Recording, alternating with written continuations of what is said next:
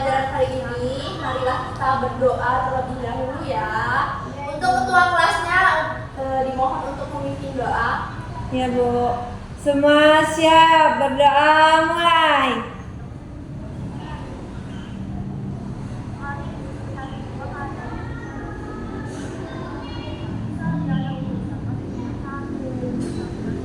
Berdoa selesai, beri salam pada Ibu Guru. Assalamualaikum warahmatullahi wabarakatuh. Waalaikumsalam warahmatullahi wabarakatuh. Terima kasih anak-anak. Sebelumnya di sini ada yang tidak hadir Kak? Ada Bu. Siapa yang nggak hadir? Aji. Aji kemana? Sakit ya? Iya Bu. Ya udah 2 hari ini ya sakit. Iya Bu, dari kemarin Bu. Besok kalau masih belum sembuh kita jenguk bareng-bareng ya Ajinya ya.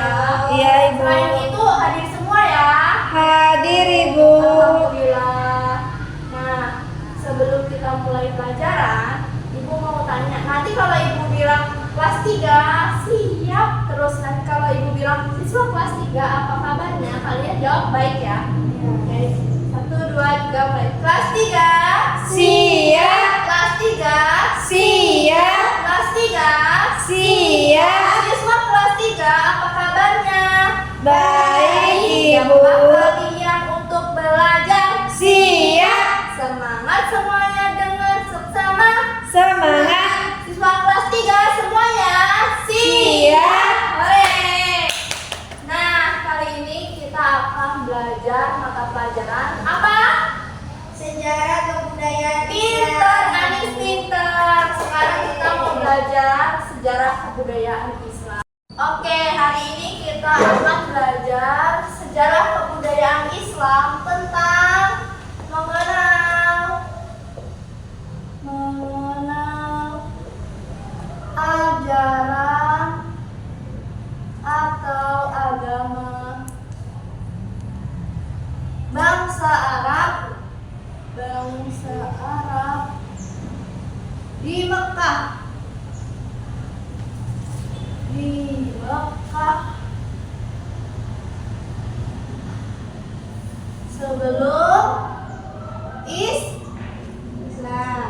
Sebelum Islam.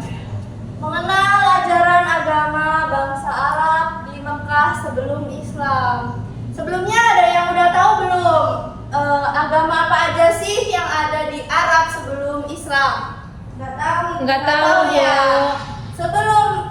Sebelum Islam di Arab itu ada agama tauhid. Agama tauhid ini dibawakan oleh Nabi Ibrahim alaihi salam. Nah, Nabi Ibrahim alaihissalam membawakan agama tauhid di kota Mekah sebelum datangnya agama Islam. Lalu setelah Nabi Ibrahim wafat, dilanjutkan oleh putranya yaitu Nabi Ismail alaihi salam. Coba anak-anak, sebelum datangnya Islam di Arab sudah mengenal agama apa? Tauhid. Tauhid. Lalu agama tauhid ini dibawakan oleh Nabi Ibrahim alaihissalam. Kemudian setelah dia wafat digantikan oleh anaknya yaitu Nabi Ismail alaihi salam, ya. Ya Bu. Nah, kemudian setelah beliau ini wafat, keduanya wafat. Kemudian bangsa Arab di Mekah mulai pindah kepercayaan yaitu menyembah berhala atau patung. Mereka ini menyembah selain Allah Subhanahu wa taala, menyembah berhala dan patung atau setelah Nabi Ibrahim alaihissalam dan Nabi Ismail alaihissalam wafat, ajaran agama tauhid yang dibawakan oleh beliau dilupakan begitu saja dan digantikan oleh menyembah berhala yang dibawakan oleh Amir bin Lubai dari suku Khuz'ah. Nah, Amir bin Lubai ini pergi ke negeri Syam ya anak-anak. Dari suku apa anak-anak? dari suku Uz'ah. Uz'ah. Nah, Amir bin Lubai ini dari suku Uz'ah, dia yang mengenalkan ajaran berhala atau patung ini yang disembah oleh masyarakat Arab ketika ajaran agama Nabi Ibrahim alaihissalam dan Nabi Ismail telah dilupakan. Nah, ajaran ini kemudian Amir bin Lubai ini, kenapa Amir bin Lubai bisa kenal dengan berhala atau patung? Karena Amir bin Lubai pergi ke kemana anak-anak? Pergi kemana? Ke Mekah, Ibu. Bukan ya, pergi ke negeri Syam. Oh. Nah, Amir bin Lubai ini pergi ke negeri Syam. Setelah beliau ini pergi ke negeri Syam, nah, Amir bin Lubai ini melihat masyarakat negeri Syam banyak sekali yang menyembah berhala atau patung. Kemudian dia balik atau pulang ke kota Mekah dan mengajarkan dan memperkenalkan agama yang dianutnya atau yang dilihatnya sebelumnya. Menyembah apa? Menyembah berhala atau patung. Setelah ke negeri Syam, Amir pun pulang ke Mekah. Kemudian Amir bin Lubai mempraktikannya setelah kembali ke Mekah. Setelah dia kembali dari negeri Syam, dia membawa beberapa patung atau berhala yang bernama Lata, Uzza, Mana, dan Hubal. Berhala ini bernama Lata, Uzza, Mana, dan Hubal. Setelah Amir bin Lubai pergi ke negeri Syam, lalu dia pulang ke Mekah. Nah, setelah Amir bin Lubai pulang dari negeri Syam dan dia membawakan beberapa berhala, yaitu berhala ini bernama Lata, Uzza, Mana, dan Hubal. Nah, berhala Hubal ini dijadikan pemimpin olehnya. Dan setelah beberapa waktu demi waktu di Mekah berkembang menjadi 360 berhala.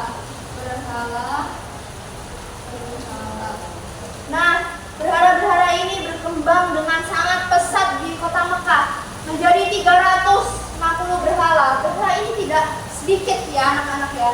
360 ini sangat banyak. Lalu di kota Mekah tersebut jadilah kota penyembah berhala atau penyembah patung. Paham belum sampai sini? Ibu ulangi lagi ya anak-anak. Iya, Bu. Nah, mengenal ajaran atau agama bangsa Arab di Mekah sebelum Islam. Nah, pada sebelum datangnya Islam di Mekah ini sudah ada agama Tauhid. Agama Tauhid ini dibawakan oleh siapa tadi anak-anak? Oleh Ibrahim, Ya. Nabi Ibrahim. Nabi Ibrahim alaihissalam. Dan setelah Nabi Ibrahim alaihissalam wafat, lalu digantikan atau dilanjutkan oleh anaknya atau putranya, yaitu Nabi Ismail alaihissalam. Nah, setelah keduanya ini wafat ya anak-anak, setelah keduanya wafat, bangsa Arab perlahan melupakan ajaran agama Tauhid, lalu mempersekutukan Allah. Dan Amir bin Lubai pun datang ke Mekah. Dia dari negeri Syam. Amir bin Lubai ini merupakan kaum dari suku Uz'ah. Nah, setelah Amir bin Lubai pergi ke negeri Syam, lalu dia pulang dari negeri Syam ke Mekah lagi. Dia melihat di negeri Syam itu banyak sekali orang-orang yang menyembah berhala atau patung. Dan dia setelah kembali, dia mempraktikannya dan membawakan beberapa berhala seperti Lata, Uzza, Mana, dan Hubal ke Mekah. Lalu di Mekah pun menjadi pusat pemujaan patung atau berhala. Nah, Hubal ini dijadikan sebagai pemimpin berhala ya anak-anak. Hubal dijadikan Pemimpin. Pemimpin para berhala. Dan setelah sekian lama berjalannya waktu demi waktu, patung-patung tersebut atau berhala tersebut menjadi banyak, yaitu berkembang pesat. 360. Nah, menjadi berkembang pesat dengan 360 berhala. Disitulah Mekah menjadi pusat pemujaan patung atau berhala. Nah, faktor penyembah berhala atau alasannya menyimpang masyarakat Mekah atau Arab sebelum Islam.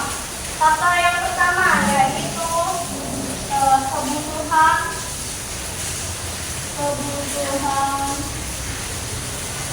selalu bersama Tuhan.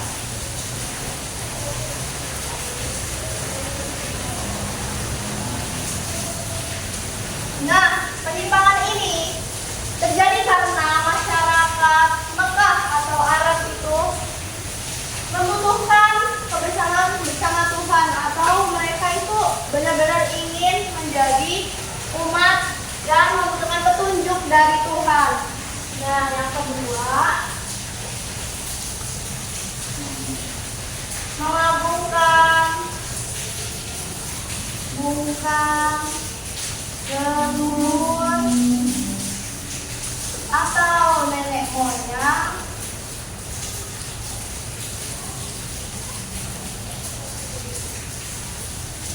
yang berjasa.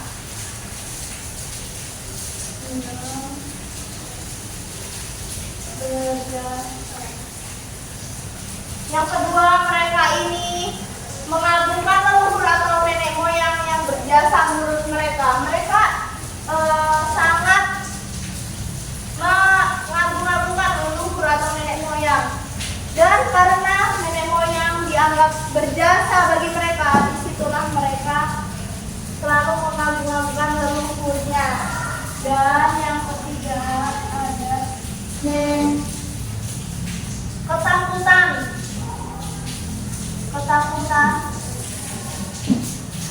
terhadap bencana alam.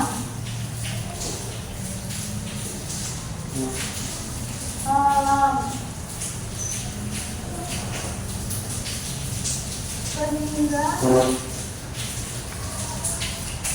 mencari perlindungan kepada Allah. Yang terakhir ini ketakutan terhadap bencana alam yang akan melanda, sehingga mencari perlindungan kepada Allah. Kepada Allah. Nah, mereka ini takut terhadap bencana alam. Jadi mereka mencari perlindungan kepada Allah. Dan setelah Nabi Ibrahim dan Nabi Ismail alaihissalam wafat, mereka ini melenceng anak-anak. Dan faktor penyembah berhala atau alasannya karena tiga ini. Yang pertama, kebutuhan selalu bersama Tuhan. Mereka tidak bisa hidup tanpa Tuhan. Makanya mereka ini menyimpang karena ajaran tersebut sudah mulai dilupakan.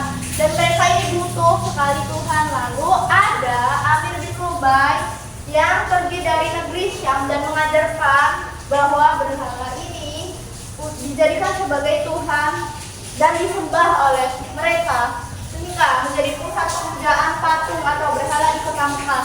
Yang kedua, mengagungkan leluhur atau nenek moyang yang berjasa. Mereka ini sangat mengagung-agungkan leluhurnya atau nenek moyangnya yang sangat berjasa. Yang terakhir ada ketakutan terhadap bencana alam, sehingga mencari perlindungan kepada Allah Subhanahu wa Ta'ala.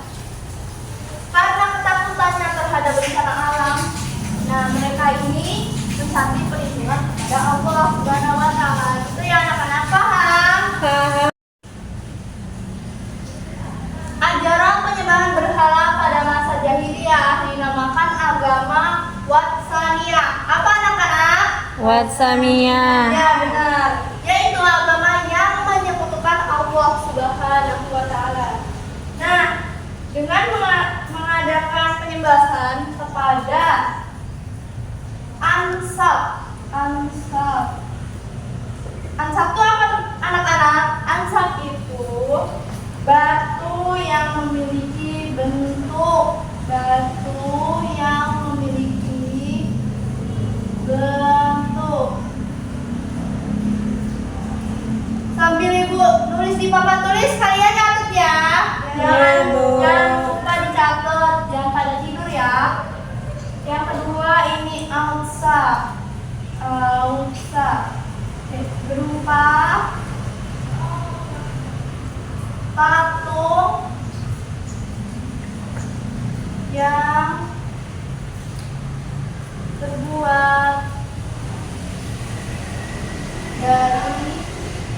dari apa anak-anak? Dari batu. Dan yang terakhir ini ada asnam, yaitu patung yang terbuat dari kayu, emas, perak,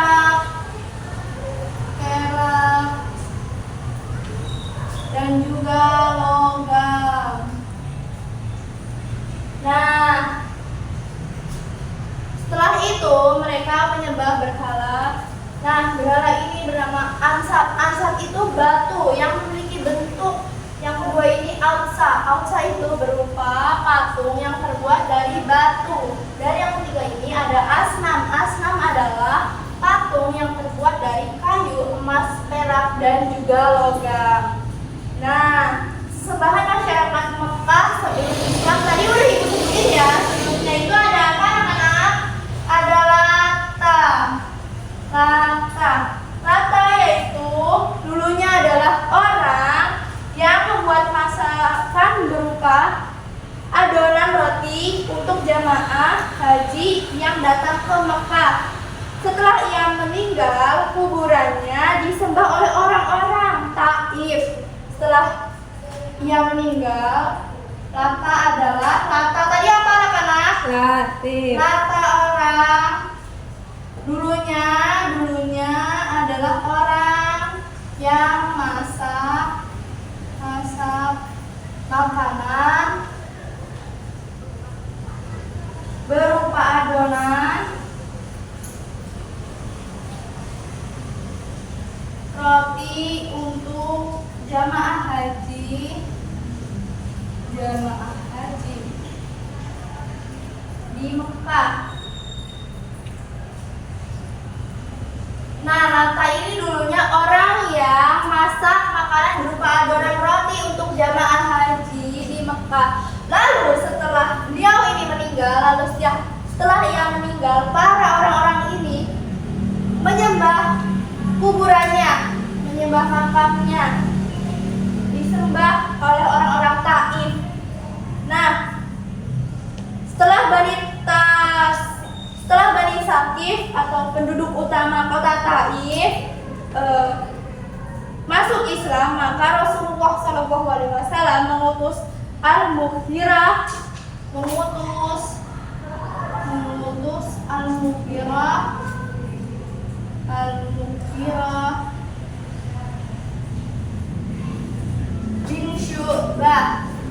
bin Syu'bah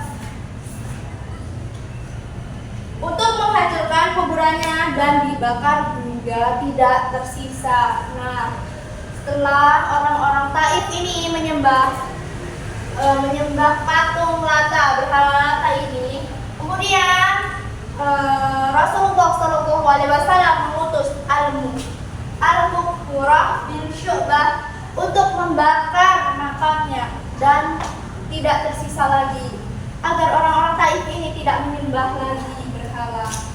Paham anak-anak? Paham, Bu. Lalu ada yang kedua, ada Uzza. Uzza adalah nama dari sebuah pohon. Uzza ini nama dari sebuah pohon yang dianggap keramat dan disembah oleh masyarakat Arab. Nah, Uzza ini juga disembah, tetapi dia berbentuk pohon, bukan manusia lagi ya. Tadi kan manusia yang orang yang wafat lalu masyarakat Taif tadi menyembahnya kan. Nah, kalau Uzza ini berbentuk pohon dan masyarakat Arab pun juga menyembah pohon ini. Uzza muncul setelah Lata dan berada di Wadi Makkah dan berada di Wadi Nakhlah, tepatnya di atas Zatul Irain. Pada peristiwa Fathu Makkah, Nabi Muhammad SAW memerintahkan Khalid bin Walid untuk menghancurkan Uzza. Pada peristiwa Fathu Makkah tadi, Nabi Muhammad memerintahkan siapa? Khalid bin Walid untuk menghancurkan Uzza. Dan yang ketiga ini ada Manat. Manat merupakan berhala yang berbentuk patung. Manat merupakan berhala yang berbentuk patung, berada di Musyawah karena Qadid yang terletak di antara Mekah dan Madinah. Patung ini begitu diagungkan oleh suku-suku Aus dan Khazraj. Rasulullah SAW memerintahkan Ali bin Abi Thalib. Siapa yang diperintahkan anak-anak?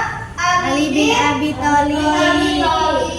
Bin Abi Thalib untuk memecahkan dan menghancurkan Manat saat peristiwa Fathu Makkah. Saat peristiwa Fathu Makkah ini, Ali bin Abi Thalib diperintahkan Nabi Muhammad SAW untuk memecahkan Manat. Dan yang keempat ada Hubal. Hubal adalah patung paling besar di Ka'bah. Hubal ini patung yang paling besar. Patung yang paling besar di Ka'bah. Berhala ini ditempatkan di tengah Ka'bah dan terbuat dari batu merah dalam bentuk rupa manusia. Nah, berhala ini adalah berhala yang paling besar di kota Makkah dan terbuat dari batu merah dalam sebuah rupa manusia. Dan dalam bentuk manusia ya anak-anak. Dan yang terakhir ada Manaf. Manaf adalah berhala yang selalu dipuja oleh kaum perempuan. Tetapi jika kaum perempuan itu sedang haid atau berhalangan, semuanya tidak boleh mendekati Manaf ini karena kalau lagi haid itu masyarakat tersebut tidak membolehkan orang yang sedang kotor mendekati Manaf atau berhala. Berarti harus suci ya, Bu? Iya, harus suci. Percayanya kayak gitu. Tapi ini semua musyrik ya anak-anak. Karena percaya selain Allah atau menyembah selain Allah itu merupakan musyrik ya. Jadi kita harus berpegang teguh agar senantiasa menyembah Allah Subhanahu wa taala. Dan setelah Ibu ajarkan kalian masyarakat Islam, masyarakat Arab sebelum datangnya Islam di kota Makkah itu sudah Ibu ajarkan ada empat berhala yang dibawakan oleh Dubai tadi ya anak-anak. Nah, Dubai tadi itu dari negeri Syam, pergi dari negeri Syam dan mempraktikkan penyembahan berhala ini di kota Mekah. Dan berhala-berhala tersebut yaitu Lata, Uzza, Manat, dan Hubal. Nah, Hubal ini dijadikan pemimpin berhala, pemimpin para berhala. Nah, setelah itu Mekah menjadi kota yang penyembahan berhala. Dan dari sini ada yang ingin ditanya anak-anak? Cukup, Bu. Cukup ya, semuanya sudah jelas ya? Sudah, Nah, Bu. kayaknya kok semuanya pada ngantuk ya? Iya, Bu. Iya, Udah, Ibu mau kasih kalian semangat dulu. Kalau Ibu bilang semangat pagi, kalian jawab pagi, semangat pagi gitu ya. Iya, Oke, Bu. yuk coba semangat pagi. Pagi, semangat pagi. Sekarang udah pada seger ya? Iya, Bu. Nah, pada tujuan pembelajaran ini tadi itu untuk mengetahui kondisi agama dan kepercayaan masyarakat sebelum Islam. Yang kedua, menghindari penyembahan selain kepada Allah Subhanahu wa taala. Jadi kita tidak boleh menyembah selain Allah atau menyembah berhala yang sudah Ibu jelaskan tadi ya anak-anak. Iya, Bu. Dan yang ketiga, berlaku disiplin sebagai bentuk pengamalan agama dan kepercayaan. Yang keempat, menghormati agama dan kepercayaan orang lain dalam kehidupan sehari-hari. Jadi kita itu harus menghormati agama orang lain dan kepercayaan orang lain. Dan kita juga harus saling bertoleransi ya anak-anak. Nah tadi kan udah ibu jelasin ya, dulu itu agama tauhid dibawakan oleh Nabi Ibrahim alaihissalam dan juga Nabi Ismail alaihissalam. Dan setelah mereka wafat ini,